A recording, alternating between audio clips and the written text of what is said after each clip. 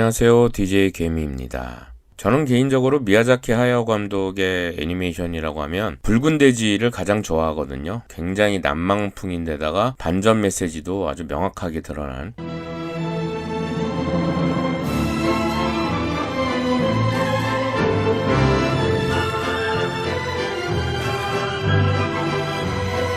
음악적인 측면에서 봤을 때 가장 다룰 이야기가 많고, 그리고 무엇보다도 우리나라에서 흥행에도 굉장히 성공한 영화가 이 하울의 움직이는 성이기 때문에 이 작품을 다뤄볼까 합니다. 이 하울의 움직이는 성은 우리나라 개봉 당시 300만 명의 관객 동원을 기록해서 일본 애니메이션은 물론 일본 영화 통틀어서 가장 역대 1위의 흥행을 기록했던 작품입니다. 이 기록은 13년이 지나서야 깨지는데요. 바로 요즘 대세 신카이 마코토 감독의 너의 이름은 이란 애니메이션입니다. 이 너의 이름은 365만을 기록해서 이 하울의 움직이는 성이 관객 동원 수 기록을 깼습니다. 제가 봤을 때 이 하울의 움직이는 성이 이렇게 흥행을 할 수 있었던 이유는요, 우리나라에서 미야자키 하야오 영화 중에서 보기 드문 성인 남녀의 로맨스를 중심으로 한 작품이 아닌가 싶기 때문인 것 같아요. 물론 여자 주인공인 소피가 90세 할머니로 저주에 걸려서 대부분은 할머니의 모습으로 나오지만, 그래도 어떤 그 남녀 간의 어떤 그 애정하는 모습들을 차근차근 그려나가는 점이 특히 우리나라에서 그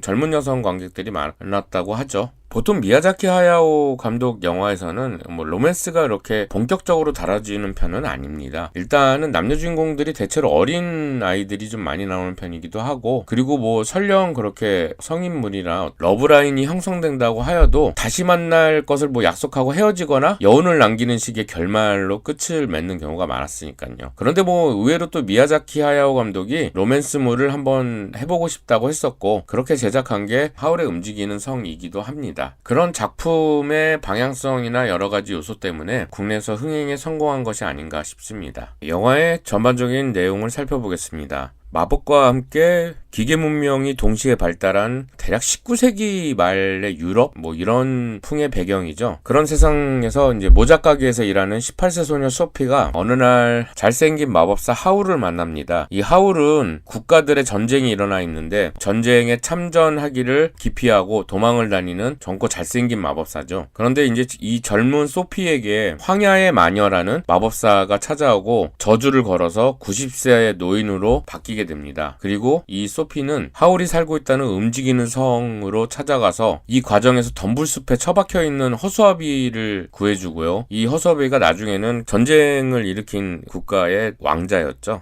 아무튼 이 소피가 천신만고 끝에 그 하울의 움직이는 성 안으로 들어가게 되고, 그리고 그 성 안에 있는 하울의 제자 마르클, 그리고 불의 악마 겔시퍼, 이 겔시퍼가 일종의 불덩어리인데요, 하울의 성을 움직이게 하는 원동력이 되고, 그리고 그 하울과 영혼을 파는 거래를 한 그런 관계죠. 아무튼 이들과 함께 어울려서 결국은 하울과의 로맨스도 이어지는 그런 줄거리를 하고 있습니다.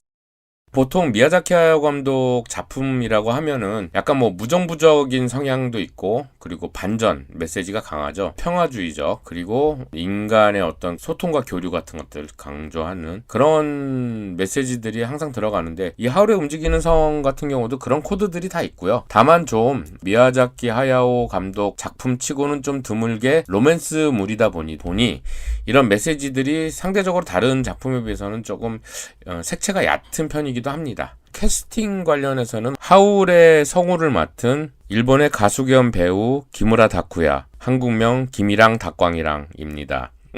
요 개봉할 당시에는 일본을 대표하는 한창 드라마 영화로 잘 나가던, 일본을 대표하던 꽃미남 배우 아니었습니까? 그런데 기무라 다쿠야가 미야자키 감독의 작품에 목소리를 하고 싶다라는 바람이 있었고, 미야자키 하야오는 이렇게 기무라 다쿠야가 누군지 모르는 상황에서 이렇게 목소리를 들었는데 그 하울의 딱이었대요. 저는 개인적으로 보기에 이 미야자키 감독의 작품들 중에서 색채와 개성들이 이 하울의 움직이는 성을 마지막으로 방향이 바뀌었다 있다라고 생각하고 있거든요. 이 하울의 움직이는 성까지는 반전이나 평화, 인본주의적인 그런 메시지들의 강점을 뒀다면 그 뒤로는 좀 약간 탐미주의, 미학을 추구하는 방식으로 작품이 좀 바뀐 것 같아요. 그래서 메시지의 효과는 좀 덜하고 대신에 아름다운 화면이나 연출, 그런 스토리, 난망풍 이런 것들을 좀 더 강조하는 분위기로 가는 것 같아요. 그래서 이 뒤에 만들었던 벼랑위의 포뇨나 그리고 국내에서 특히 논란이 됐던 바람이 군다 같은 작품들은 그런 탐미주의적인 방향으로 흘러나가서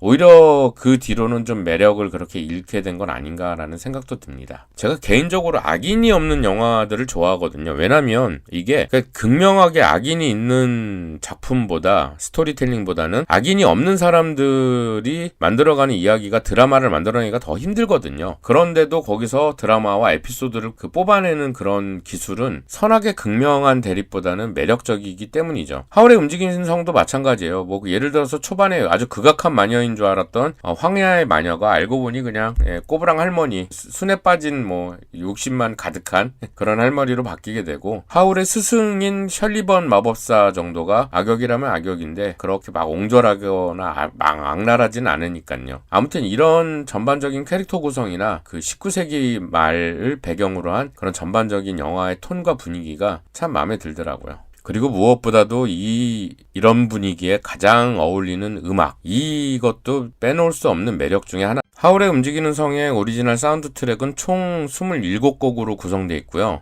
음악 감독은 미야자키 하야오 감독의 단짝 히사이시 조가 맡았습니다. 미야자키 감독의 대부분의 작품을 히사이시 조가 했죠.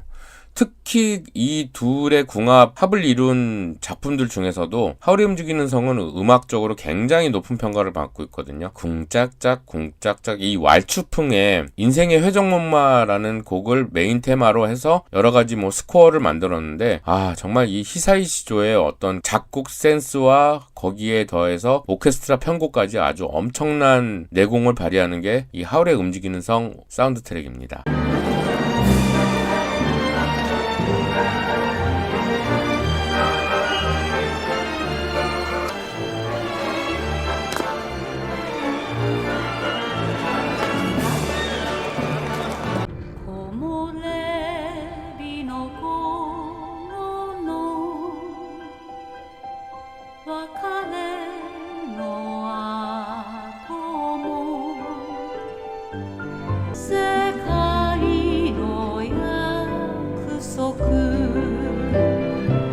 이 히사이시조의 음악은 굉장히 명곡들이 많은데요. 그리고 또 국내 한국 영화 음악을 담당한 적도 있습니다. 그리고 그 유명한 웰컴 투 동막골을 히사이시조가 담당했었거든요.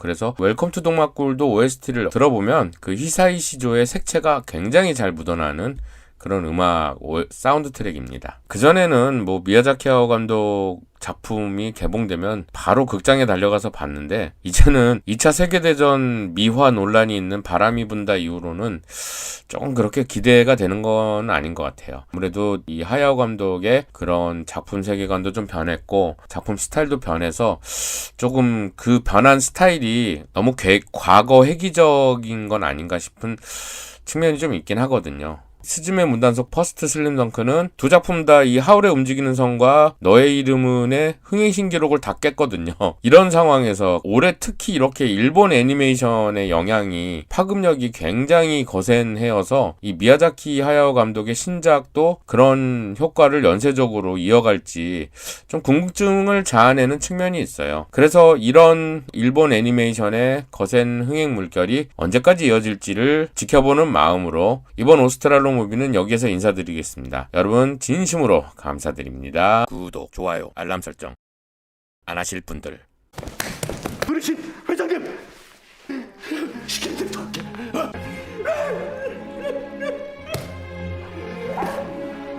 굽어 살펴주세요.